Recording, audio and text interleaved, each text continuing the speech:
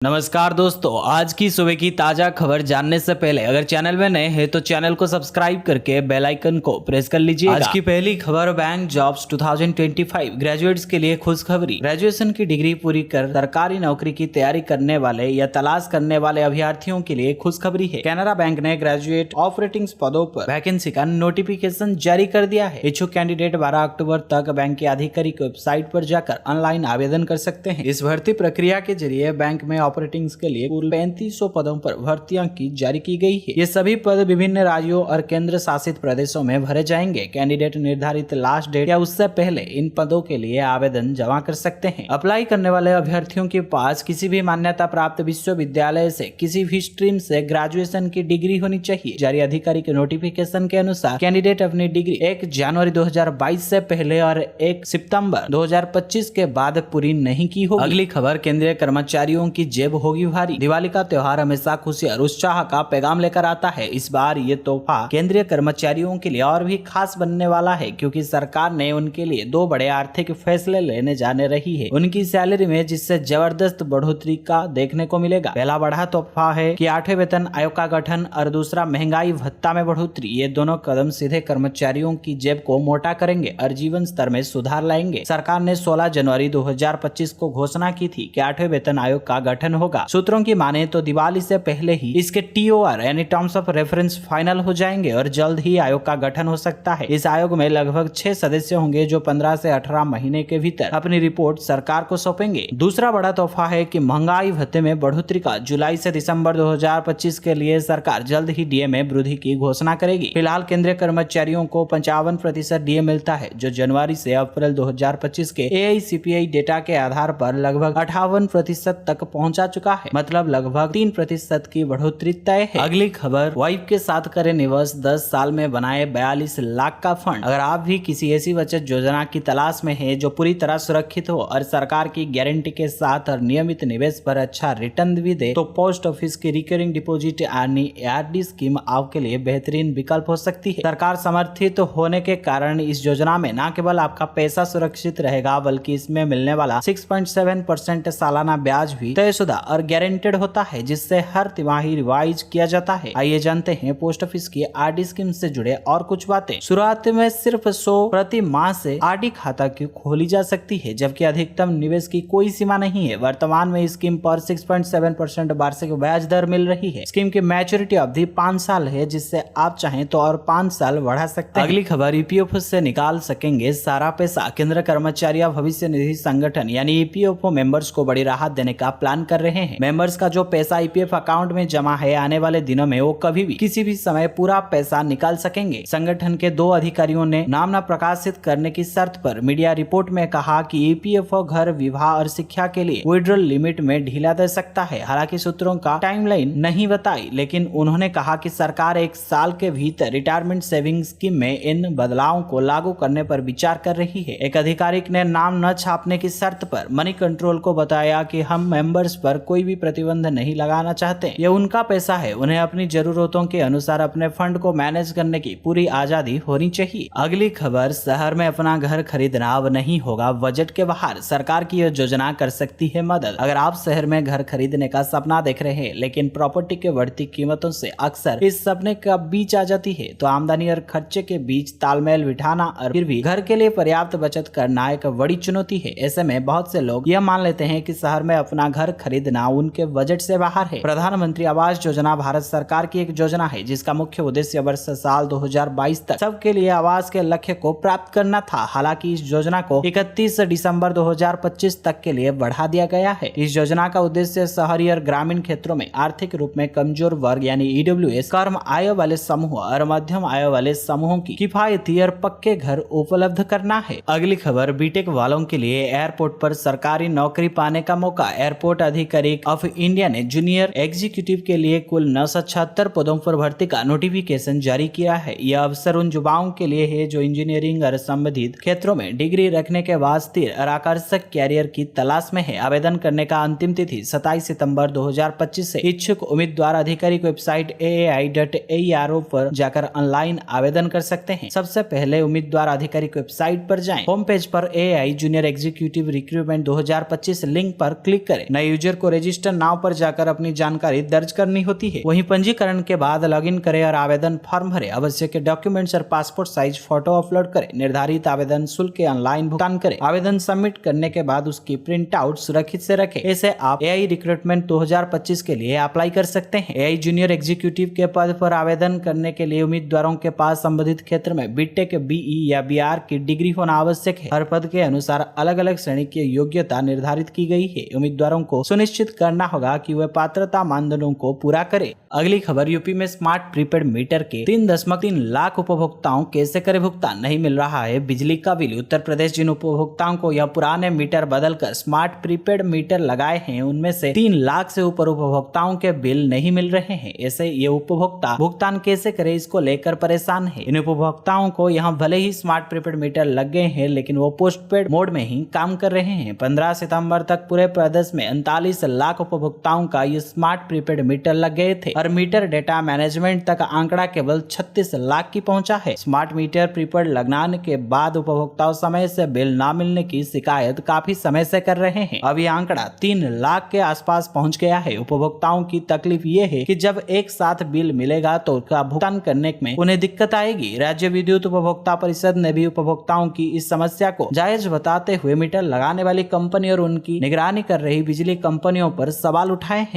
अगली खबर, 30 सितंबर से बदल जाएगा राशन कार्ड का सिस्टम। भारत सरकार 30 सितंबर 2025 से राशन कार्ड व्यवस्था में बड़ा सुधार लागू करने के लिए जा रही है। इस कदम का उद्देश्य गरीब और मध्यम वर्गीय परिवारों को सीधा लाभ पहुंचाना और खाद्य वितरण प्रणाली को अधिक पारदर्शी एवं तकनीक आधारित बनाना है। नई व्यवस्था के तहत सभी पात्र राशन कार्ड धारकों को प्रति माह 1000 की राशि सीधे बैंक अकाउंट में डेबिट के जरिए भेजाई जाएगी। खास बात यह है कि यदि कार्ड महिला के नाम पर है तो राशि सीधे उसके खाते में जाएगी, जिससे महिला सशक्तिकरण को बढ़ावा मिलेगा। अब राशन कार्ड धारकों का केवल गेहूं और चावल ही नहीं बल्कि दाल, तेल, नमक और अन्य पोषण युक्त खाद्य सामग्री भी मिलेगी। सामान्य और अंत्योदय कार्ड धारकों के लिए राशन की मात्रा अलग अलग तय की गई है।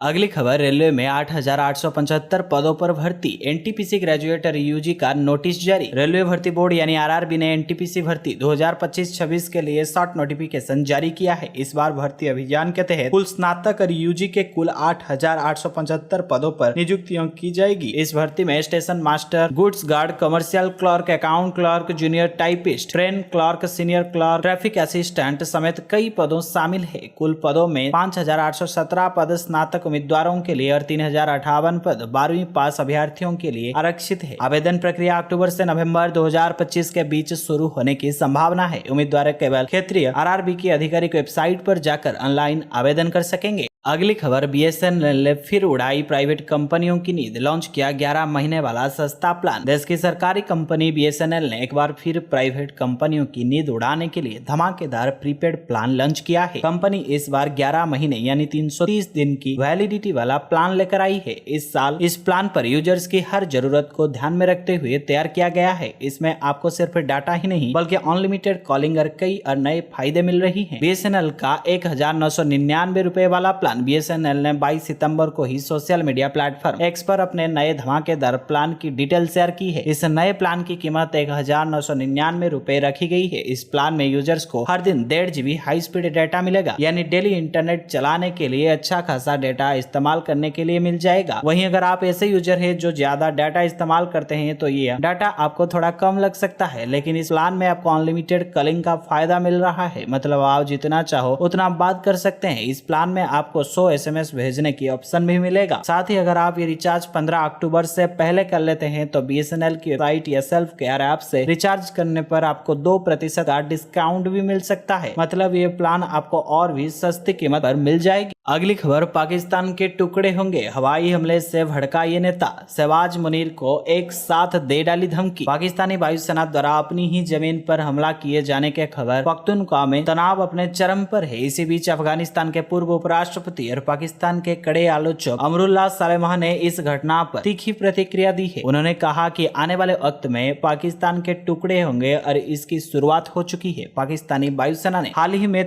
तालिबान पाकिस्तान यानी टीटीपी के ठिकानों पर हमला करने के नाम पर खैबर पख्तूनख्वा को कुछ गाँव को भारी बमबारी की थी। इस हवाई हमले में करीब 30 निर्दोष नागरिकों की मौत हो गई, जिससे खैबर पख्तूनख्वा में रहने वाले कबीलाई जनजाति के लोग नाराज हैं। उन्होंने आज पेशावर में आर्मी कोर कमांडर हाउस के बाहर मारे गए लोगों का शव रखकर विरोध प्रदर्शन किया है। वहीं सालेह ने सोशल मीडिया प्लेटफॉर्म एक्स पर लिखा कि अगर यही हमला पंजाब में होता और आम नागरिक मारे जाते तो पाकिस्तान क्या का हाल होता। उन्होंने सवाल उठाया कि क्या पाकिस्तानी मीडिया ने इस मुद्दे को गंभीरता से उठाया भी या नहीं। अगली खबर 78 दिनों का बोनस का ऐलान। रेलवे कर्मचारियों को केंद्र सरकार ने दिया त्योहार पर तोहफा। त्योहारों से पहले केंद्र सरकार ने रेलवे कर्मचारियों को बड़ी स्वागत दी है। बुधवार की कैबिनेट बैठक में यह निर्णय लिया गया है कि रेलवे के ग्रुप सी और ग्रुप डी स्तर के कर्मचारियों को इस साल 78 दिनों का बोनस दिया जाएगा। जानकारी के अनुसार इस फैसले में करीब 11 लाख कर्मचारियों को फायदा पहुंचेगा। बोनस की राशि सीधे कर्मचारियों के बैंक खाता में जाएगी और इसका भुगतान जल्द शुरू किया जाएगा। बोनस रेलवे कर्मचारियों को विभिन्न श्रेणियों जैसे track manager, loco pilot, train manager, guard, station master, पर्यवेक्षक, टेक्नीशियन हेल्पर, मिनिस्ट्रियल स्टाफ और अन्य ग्रुप सी स्टाफ को भुगतान की जाएगी। रेलवे के काम करने वाले नॉन गैजेटेड कर्मचारियों को हर साल बोनस दिया जाता है। जानकारों का मानना है कि इस तरह से फेस्टिवल बोनस का अर्थव्यवस्था पर सकारात्मक प्रभाव पड़ता है। जब कर्मचारियों को बोनस मिलता है तो वे ज्यादा खर्चे करते हैं, जिससे बाजार में पैसा का फैलना बढ़ता है। इसका फायदा व्यापार और उद्योग दोनों को होता है। हाल ही में सरकार की इस तरह के जीएसटी के दर परिवर्तन किए गए थे, जिससे बाजार में तेजी आने की उम्मीद है। अगली खबर, सेल में 1, 2 और 2.5 टन वाले एसी की कीमतों में क्रैश। 22 सितंबर से शुरू हुई फ्लिपकार्ट और अमेजन की सेल पर एयर कंडीशनर की कीमत पर क्रैश हो गई है। अगर आप भी जीएसटी कट के बाद त्योहारी सीजन में एसी खरीदने का मन बना रहे हैं तो पैसे कुछ 1, 2 और 2.5 टन के सस्ते एसी का ऑप्शन। अमूमन एसी की खरीदारी गर्मियों में ज्यादा होती है, लेकिन जीएसटी कट और फ्लिपकार्ट अमेजन सेल का नतीजा है कि बदलते मौसम के साथ एसी की कीमतें काफी कम हो गई है। अगर आप इस त्योहारी सीजन में सस्ते एसी खरीदने का मन बना रहे हैं तो इससे आपके लिए 1, 2 और 2.5 टन वाले एयर कंडीशनर के सबसे सस्ते ऑप्शन छांट कर लाए हैं, जहां डाइकिन 0.8 टन 3 स्टार फिक्स